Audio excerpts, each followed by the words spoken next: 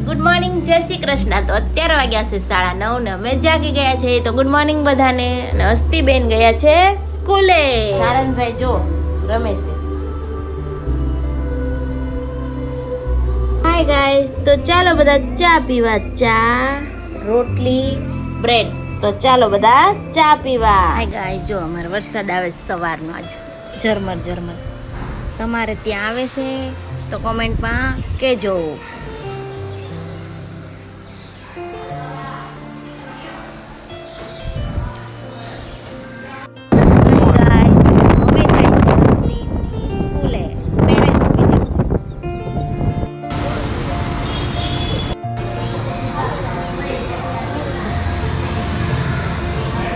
ગાય જો હસ્તીબેન આવી ગયા છે સ્કૂલેથી અને તેનું આવ્યું છે પાર્સલમાં છે તેનું નવું બેગ, પિંક કલરનું, એનું ફેવરિટ પિંક કલર.